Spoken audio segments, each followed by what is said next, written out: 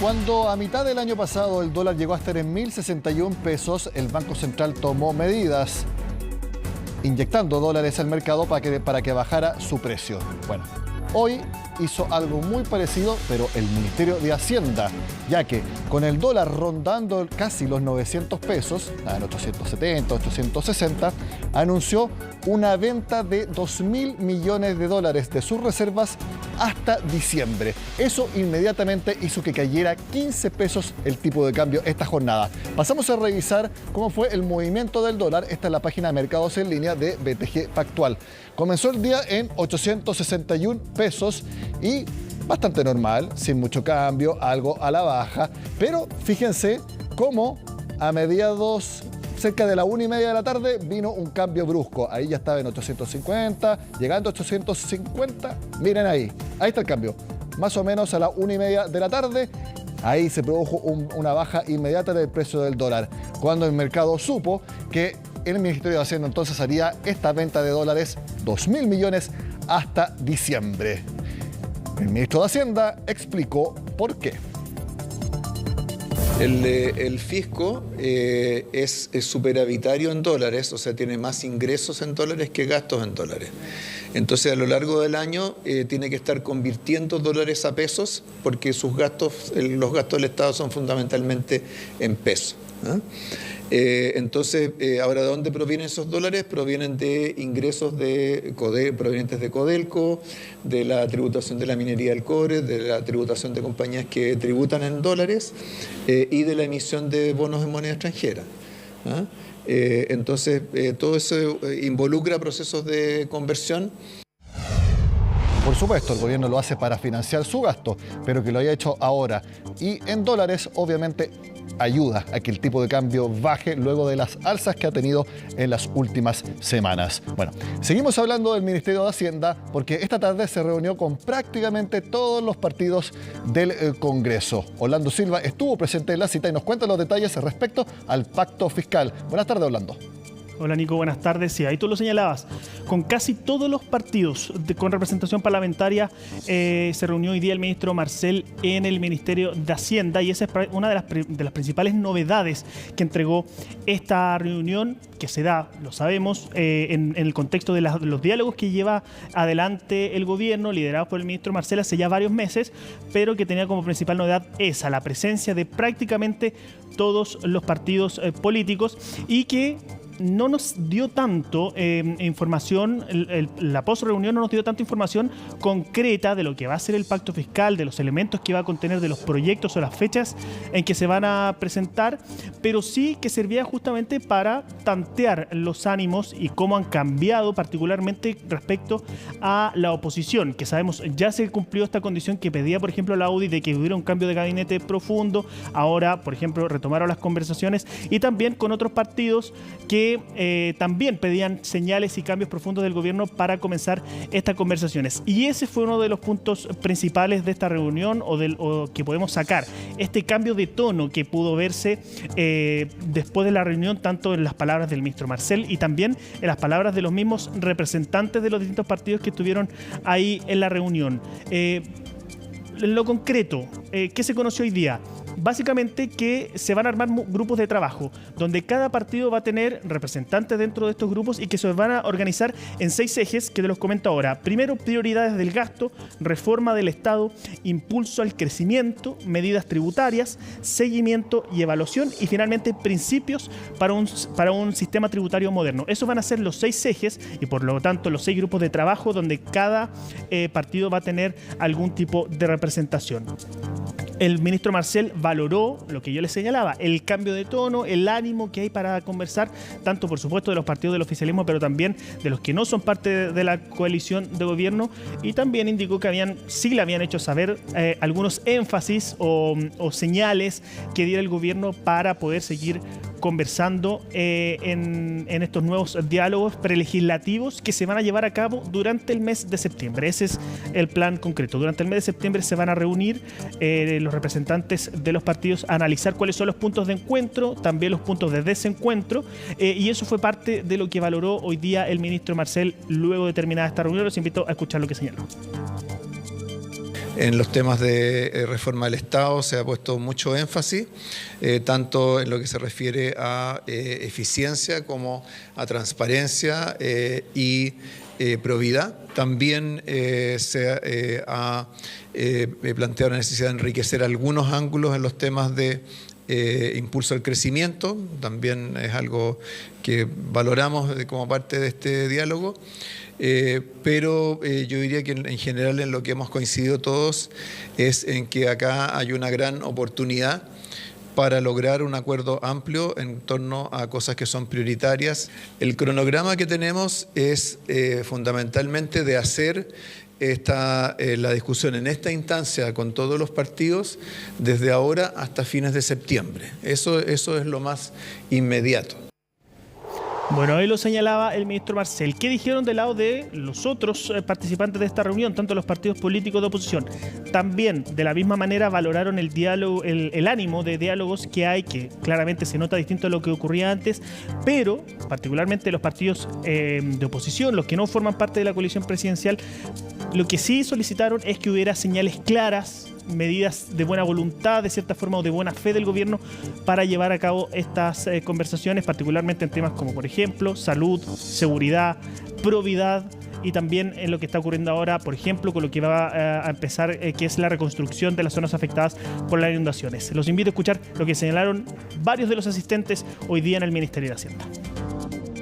Nosotros más o menos conocemos cuál es la ruta y el trazado estratégico que tiene el gobierno, pero en el caso de las fuerzas de oposición, evidentemente hay que entender que ellas requieren un tiempo, que ellas quieren compenetrarse en la propuesta y por consiguiente hay que escucharnos, hay que dialogar y pensar en el bien del país y llegar a un buen acuerdo donde, por cierto, no vamos a quedar todos contentos porque todos vamos a tener que ceder algo. Nosotros seguiremos haciendo énfasis en las condiciones que está hoy día el país, en que lo primero que debemos abordar es tener un Estado eficiente, un Estado transparente, sobre todo después de todo lo que ha salido a la luz y que hoy día está en investigación. La ciudadanía necesita certezas de que si vamos a ingresar más recursos a través de pacto fiscal o reforma tributaria, que es casi lo mismo, estos van a ser bien usados y que van a ir en beneficio de toda la ciudadanía, no de unos pocos ni de sectores políticos. Este pacto fiscal también no puede hoy día llevarse a cabo si no se trabaja un pacto por la probidad, por la transparencia y por el buen uso de los recursos públicos, porque la ciudadanía no lo entendería. Con todos los problemas que tenemos en cada territorio, en cada región, no lo entendería. Le hemos pedido también autocrítica al Ministerio de Hacienda. ¿Desde qué aspectos? Desde los organismos que también le corresponden llevar a cabo, como aduana, que también si tenemos hoy día mucha mercancía ilegal, es producto probablemente que no se ha hecho bien el trabajo y creemos que también hay que poner el foco en aquello. También en la diferencia. Lo que hicimos sí fue pedirle que se activen ciertas señales del gobierno en problemas que preocupan a la ciudadanía, como la corrupción, la salud, la vivienda. Es decir, si no vemos señales concretas en ciertos temas que dependen exclusivamente de ellos, es muy difícil avanzar en materias en las que tiene que haber un común acuerdo. Bueno, lo señalaba al principio, el único partido que no estuvo presente fue el Partido Republicano. Por supuesto, hubo críticas ahí de algunos de los parlamentarios, particularmente del oficialismo. El ministro Marcel le bajó el perfil, señaló que ellos habían intentado reunirse, que por temas de agenda no lo lograron, pero que se van a reunir de manera bilateral, si se quiere, con el Partido Republicano para que ellos luego se puedan posiblemente sumar a esta mesa. Eso es lo que va a ocurrir por ahora. En septiembre, como te decía Nico, se va a definir qué es lo que va a ocurrir más adelante respecto a este pacto fiscal. Tenemos muy atentos entonces a cómo se desarrolle esta acción legislativa. Orlando, muchas gracias por los detalles. Nos vemos, buenas noches. Buenas noches. Hasta 600 millones de dólares en pérdidas. Ese es el catastro preliminar que ha hecho la Sociedad Nacional de Agricultura respecto a las lluvias que, al parecer, ya terminaron, al menos por este llamado río atmosférico. De todas formas, el gobierno sigue entregando los detalles de las ayudas económicas que detalla Francisca Cárdenas.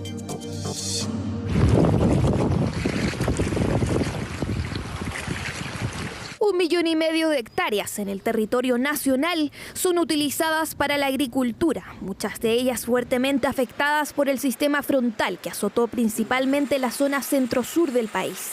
Para eso habrá una serie de ayudas inmediatas, como un bono de hasta 5 millones de pesos para agricultores informales. En un rango bien flexible entre 500.000 pesos y 5 millones de pesos, dependiendo la producción, el tamaño del predio y, por cierto, el nivel de afectación. 1.210 millones serán los destinados para recursos de primera necesidad, entrega de forraje y alimentación apícola, recuperación de canales de regadío y recursos para poder recuperar los servicios sanitarios rurales afectados. Nada, porque tuvimos que hacer una barrera ahí para poder salvar un poquito la casa.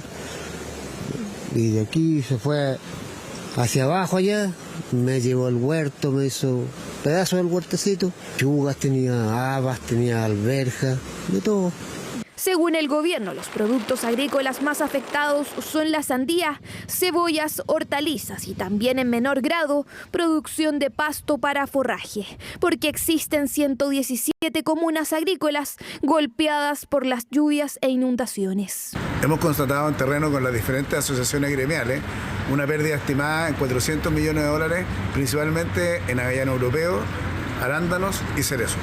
Este daño que ha provocado este frente de mal tiempo es al menos el doble que el frente de mal tiempo que tuvimos en junio. Lo que tienen que pasárselo a los trabajadores, dividirla entre los trabajadores, porque los dueños, los administradores tienen, como les reitero, ellos hablan de millones. Y nosotros apurados hablamos de 10.000 pesos, 20.000 pesos.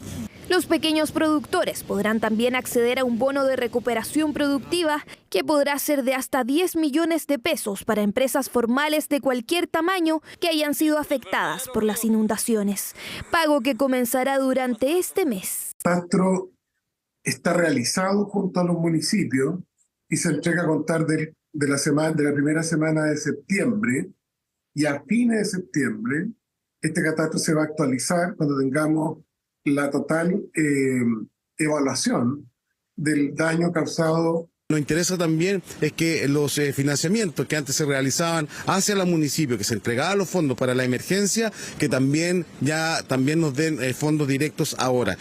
También habrá un bono para quienes sufrieron daños en sus viviendas, el que se pagará en 4 tramos desde el próximo miércoles 30 de agosto, medida destinada principalmente para enseres de hasta 1,5 millones de pesos por hogar catastrado. Cuando vino a hacerme la encuesta no entró para dentro de la pieza, yo tampoco no le dije, y miro así por fuera nomás, algo que nosotros habíamos limpiado, los muebles están llenos de barro, de tierra, de agua dentro. Para daños menores y compra de materiales, se dispondrá de un bolsillo electrónico de emergencia de hasta 50 UF, lo que podría variar dependiendo del daño de cada vivienda. ¿Y qué pasará con quienes perdieron sus casas? La aplicación de la ficha FIBE puede iniciarse en un albergue o en la casa de un familiar donde esté habitando, pero luego va a requerir una validación en donde está o estaba la vivienda. Por lo tanto, estamos primero yendo a terreno para hacer más eficiente ese proceso. En los próximos días, el gobierno entregará además parte de las 600 viviendas de emergencia que ya están en las bodegas del Senapred. Todos ustedes lo pudieron haber visto, 30 pesos subió el litro de benzina este jueves, lo que se suma a un alza bastante similar que hubo hace 3 semanas. Analizamos esto junto a Jorge Germán, economista, profesor de la Universidad de Chile y también una persona que se dedica a revisar el comportamiento de los precios de este mercado. Jorge, gracias por estar con nosotros. Muy buenas noches, Nicolás. Muchas gracias por la invitación. Nosotros ya nos habíamos acostumbrado a una tendencia bajista en los precios de los combustibles. Ahora ya llevamos, en el sentido contrario, 2 alzas y muy fuertes. Para que la gente lo entienda, ¿por qué sucede esto, Jorge? Mira, son 2 los factores que hay detrás. El primero, el alza de forma importante de parte del precio del petróleo, que hace más de un mes atrás se cotizaba en alrededor de $73 el barril y hoy día está cotizándose entre los 83 y 85 dólares el barril. Y el otro factor, el alza del dólar, que también hace como un mes y medio atrás está rondando los 800 pesos y ahora ha estado rondando los 860 pesos. Entonces esos 2 factores han incidido en el alza de los combustibles a nivel interno. Uno podría esperar que lo que sucedió hoy se repita en 3 semanas más, cuando la ANAP vuelva a informar las modificaciones en los precios con que ellos venden a los distribuidores. Sí, es bastante factible que en 3 semanas más, antes del 18 de septiembre, vuelva a existir un alza de la gasolina 93, por ejemplo, en nuestro país, en torno a los 20, 25 pesos, ¿ya? Eso va a depender básicamente si es que el petróleo mantiene más o menos los niveles que ha estado presentando en la última semana, y por otro lado que el tipo de cambio esté en torno a los 8.50, 8.60, rondando ese rango, ¿ya? Muchas personas se preguntan, ¿y qué pasa con el MEPCO? Le preguntaron al ministro de Hacienda hace pocos instantes en el Ministerio de Hacienda, valgo la redundancia, y él mencionó que el MEPCO estabiliza, pero no puede absorber los fuertes shocks que hayan en el mercado externo, porque el precio del dólar tiene otras variantes, pero depende mayoritariamente de lo que pasa afuera, y el petróleo depende totalmente de lo que pasa afuera. Claro, el problema que hay con el MEPCO es que en enero pasado fue modificado por el ministro Marcel, en el sentido de que en vez de que semana a semana subiera cerca de 10 pesos la gasolina en nuestro país, lo que hizo fue congelar el precio durante 2 semanas, y a la tercera semana subiera el acumulado, que en este caso tocó que fueron 30 pesos. Yo no era de la idea de eso, yo creo que desvirtuó un poco el MEPCO. Lo ideal era que subiera semana a semana montos más acotados, y no de un paraguaso, por ejemplo, 30 pesos de una semana a otra, ya que es bastante alto.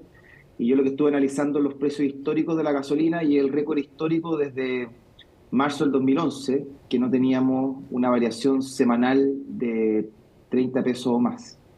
Ahora, más allá de que obviamente de 30 pesos es bastante fuerte, y obviamente que sea en semanas consecutivas de 10 pesos uno lo ve como algo más suave, pero el efecto al final es el mismo, porque en 6 semanas hubiera subido 60 pesos la gasolina de todas maneras. Sí, efectivamente, desde el punto de vista de la inflación o del gasto de las personas, claramente al final el efecto es más o menos el mismo. Pero igual acá hay un tema psicológico, que cuando la gente ve que sube 10 pesos semanalmente, es distinto a que de una semana a otra suba 30 pesos, ¿ya? Es un poco por ese tema, un tema comunicacional, porque el tema de los combustibles es tan sensible para el bolsillo de las personas. Entonces, por un tema comunicacional y por un tema más de tema psicológico de los movimientos de los precios, es que yo siempre he pensado que es mejor que eso se parcele entre semana a semana, y no cada 3 semanas subir un monto alto como fue hace 3 semanas atrás, 27 pesos, y ahora 30 pesos. Las condiciones internacionales indicarían entonces que el precio del petróleo se debiera mantener, seguir subiendo o bajar de acuerdo a los distintos factores. No, yo creo que los precios altos del petróleo van a seguir estando entre 83 y 85 dólares el barril en las próximas semanas, por 2 motivos. El primero es que el cartel de la OPEP, estos productores del petróleo de Medio Oriente, hace unos meses atrás decretaron mantener acotada la oferta de petróleo a nivel global, y hace como 2 semanas atrás Arabia Saudita de forma voluntaria redujo la producción de petróleo. Y no hay que olvidar que Arabia Saudita es el principal productor de petróleo del mundo. Y por otro lado, en el hemisferio norte está comenzando a partir el invierno, que en esa situación se tiende a consumir más combustible para la calefacción, por ejemplo el diésel principalmente. Jorge Germán, economista y profesor de la Facultad de Economía y Negocios de la Universidad de Chile, muchas gracias por estar con nosotros este jueves, que esté muy bien. Muchas gracias por la invitación, Nicolás, hasta luego. De esta forma terminamos la agenda económica PM de este día. Ya se está preparando Mónica Rincón para CNN Prime.